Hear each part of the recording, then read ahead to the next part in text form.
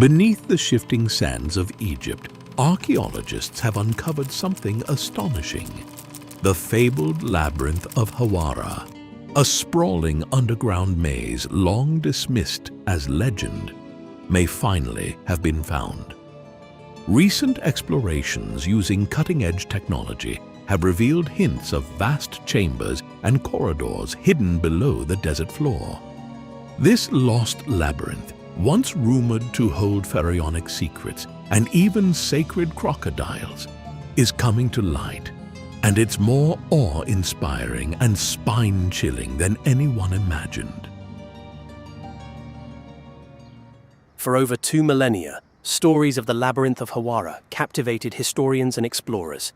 The Greek historian Herodotus, writing in the 5th century BCE, described a colossal complex near the Fayum oasis that defied comprehension.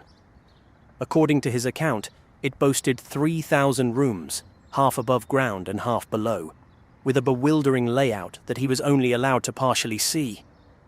Priests refused to show him the lowest chambers, saying they housed the tombs of the kings who built the labyrinth and of the sacred crocodiles. He wrote of roofed courts and endless stone corridors adorned with carved figures and white marble pillars, architecture he deemed greater than human. Herodotus was awestruck, claiming this structure surpassed even the pyramids in grandeur. By all accounts, it was a true wonder of the world, a work beyond description that one could hardly believe was the work of men, in the words of the geographer Strabo. The weathered pyramid of Amenemhat III at Hawara now appears as a crumbling mound of mud brick, giving little hint of the extraordinary labyrinth that once lay at its foot. Yet over the centuries, the labyrinth did not survive intact. Its grand halls were gradually torn apart, its stones quarried by later civilizations, and a 13th century canal cut through the site, flooding what remained. Before long, all that was left were scattered ruins and the memory of a magnificent maze. The trail of clues went cold for ages until the late 19th century. In 1888, archaeologist Flinders Petri made a breakthrough at Hawara. Digging near Amenemhat III's pyramid, he uncovered the stone foundations of an immense building, proof that the legendary labyrinth was real. In fact, the layout Petri uncovered spanned roughly 300 by 120 meters, indicating a structure of colossal scale. Petri even discovered statues of Amenemhat III and the crocodile god Sobek amid the ruins, confirming that this site was indeed the colossal complex described by Herodotus. He even came across cartouches of Amenemhat's daughter Sobekneferu, suggesting that this queen added her own touches to the labyrinth's decorations. One of Petri's most shocking finds underscored the labyrinth's eerie reputation. The site was littered with mummified crocodiles. Petri's team unearthed dozens of them, from 15-foot adult beasts to tiny hatchlings. Some were even dummy crocodile mummies, bundles of reeds with a crocodile egg or bone inside, likely devotional offerings to the crocodile god. This bizarre crocodile cemetery fulfilled Herodotus's account of sacred crocodiles, revealing that Hawara had become a major cult center of Sobek in later times. But even after this triumph, most of the labyrinth still lay out of reach. High groundwater in the region had submerged the lower chambers, putting much of the maze literally underwater and off-limits. For decades, any attempt to reach these buried chambers was defeated by flooding and mud, leaving the puzzle unsolved. The lost labyrinth lingered as a tantalizing mystery, confirmed to exist, yet concealed by sand and water, awaiting modern solutions. Only now, in the 21st century, has technology begun to unveil Hawara's secrets. Ground-penetrating radar and satellite scans have detected the outline of an enormous rectangular structure beneath the sands, a grid of walls and rooms matching the labyrinth's legendary layout. In 2023, a study confirmed these findings, revealing extensive underground chambers exactly where the maze was long said to be. Herodotus's mythical maze was no myth after all. Science is finally catching up to ancient history. Now, a new generation of researchers is preparing to do what no one has done for millennia: enter the labyrinth itself. Plans are being proposed to pump out the water and carefully excavate the sunken halls. In the meantime, experts are using the scan data to create virtual 3D reconstructions of the complex, digitally mapping its two-level architecture. Bit by bit, they are resurrecting what Amenemhat III built nearly 3,800 years ago, a maze that served as his mortuary temple and a sacred center where the pharaoh was worshipped for centuries. Egyptologists believe that fully uncovering this site could dramatically alter our understanding of ancient Egyptian civilization. What will emerge when the labyrinth is finally penetrated? The possibilities are both thrilling and eerie. There may be royal sarcophagi down there, sealed for nearly 4 millennia, or caches of papyrus scrolls that could rewrite ancient history. Indeed, some speculate that the labyrinth's deepest chambers might hold archives from Egypt's earliest dynasties, knowledge hidden away in a gigantic vault. The maze was designed to guard something important, and one can easily imagine ancient warnings and traps still waiting in those lightless corridors. The lost Labyrinth of Hawara is now stepping from legend into reality. After ages of obscurity, this silent giant beneath the sand is poised to reveal its secrets to the world. The world waits with bated breath to see if this discovery will live up to the ancient tales. Thanks to modern science and relentless curiosity, a forgotten wonder will rise again. A discovery as educational as it is breathtaking, and perhaps a bit terrifying, as one of history's greatest mysteries comes back to life. But what if the Labyrinth of Hawara is just the beginning? In a remote corner of Egypt, researchers have uncovered an even deeper mystery, an underground structure so massive and complex, some believe it defies the capabilities of ancient man. In our next video, we'll explore the discovery that's making Egyptologists question everything we thought we knew about human history. In the ancient city of Luxor, hidden within its majestic temple walls, lies a mystery that challenges modern understanding of ancient Egypt's science and philosophy. Egyptologist Shwala de Lubitsch, after 12 years of detailed study of the Temple of Luxor, proposed that the ancient Egyptians held a sophisticated and immutable knowledge, fully developed from the earliest dynasties. This knowledge, according to de Lubitsch, far surpassed that of other civilizations at the time, hinting at a deeper understanding of the universe.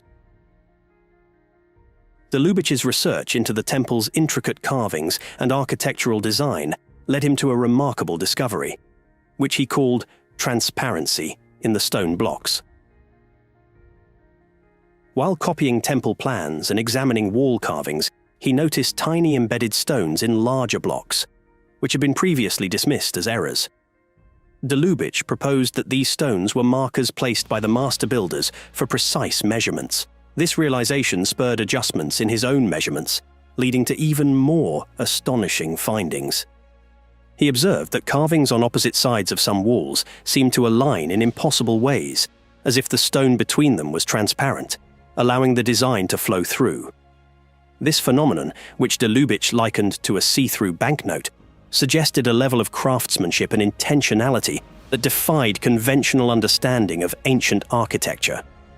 The temple's carvings could only be fully appreciated when viewed as a continuous design, transcending the physical stone. One striking example of this transparency is between Room 12 and Room 5 in the Temple of Luxor. A stone block separating these rooms features carvings that seem to project through the stone itself. In Room 12, a hieroglyph for cloth is carved, while in Room 5, a box for cloths appears. The two images fitting together as if the stone was transparent. The technical precision needed to achieve this effect raises profound questions about the knowledge and skills of the ancient builders. De Lubitsch's discoveries extended beyond transparency. He also identified transposition, where symbols and carvings were arranged across different parts of the temple to create multi-dimensional connections. For instance, Montu's solar disk in Room 2 is projected into the shrine of Amun-Ra's boat in Room 6. The boat's content is hidden, requiring the observer to explore multiple spaces to understand the intended meaning. These techniques suggest a level of philosophical and scientific depth in ancient Egyptian culture that modern Egyptology had long overlooked. De Lubitsch argued that the Egyptians weren't just concealing knowledge in their architecture, but were presenting a more profound, spatial form of understanding. By dividing concepts across different parts of the temple, the Egyptians created an environment where knowledge was experienced holistically, rather than as isolated facts or images. In his groundbreaking work on the Temple of Luxor, de Lubitsch revealed an entirely new architectural grammar. This grammar, found in the block's shapes, joints, and symbolic overlays, turned the Egyptian temple into a living library of knowledge, accessible only through deep study. His discoveries redefined how scholars approached ancient Egyptian architecture, leading to a re-evaluation of the intellectual achievements of this ancient civilization. The most revolutionary aspect of de Lubitsch's work was the realization that the meaning of inscriptions and symbols on one wall couldn't be fully understood without considering their relationships to the carvings around them. This interconnectivity suggested a three-dimensional approach to knowledge that engaged the observer on multiple levels. For de Lubitsch, the true purpose of transparency and transposition was not only to complete an idea, but to clarify it in a way that transcended traditional communication methods. As we explore the mysteries of the Temple of Luxor, it becomes clear that the ancient Egyptians had a unique understanding of art and science. Their use of transparency and transposition reflected a worldview that connected the physical and metaphysical, the material and immaterial. Transparency, in particular, hinted at a belief that solid matter was deceptive, with light, or knowledge itself, as the true fundamental reality. De Lubitsch's discoveries at the Temple of Luxor did more than challenge traditional views of Egyptian architecture. They opened the door to a new understanding of how the Egyptians viewed the world. Through transparency and transposition, de Lubitsch uncovered a sophisticated system of thought that extended beyond the temple. He believed that this system could be found in other artifacts, such as papyri, which contained multi-layered meanings to be understood holistically. Transparency, for example, was more than an architectural technique. It represented a deeper philosophical belief. By prioritizing light over solid matter, the Egyptians expressed a worldview that saw physical reality as secondary to the metaphysical. De Lubitsch suggested that this belief in the primacy of light explains why transparency was central to the Temple of Luxor's design. The stone blocks weren't just barriers, but conduits for knowledge and understanding. Transposition added yet another dimension to this philosophy, emphasizing the importance of seeing beyond the surface. To understand the temple fully, one had to move through it, experiencing the connections between different spaces and symbols. This design reflected an understanding of spatial awareness and perception that resonates with modern psychological theories, such as Gestalt. Gestalt psychology, which emerged in the early 20th century, focuses on the idea that the whole is greater than the sum of its parts. Human perception organizes individual elements into a unified whole, rather than analyzing each part in isolation. De Lubitsch's work mirrors this idea, as he argued that the carvings and inscriptions in the temple were part of a larger, interconnected system. Just as Gestalt theory emphasizes the importance of perceiving the overall form, de Lubitsch focused on perceiving the entire meaning of the temple.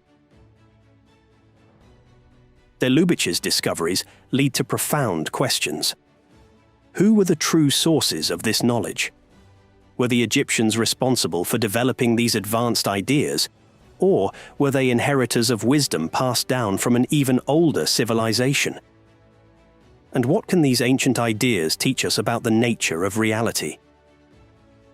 By connecting ancient Egyptian concepts with modern scientific theories, we uncover new insights into the mysteries of the past, and the possibility that the answers to our most profound questions may lie not in the future, but in the distant past.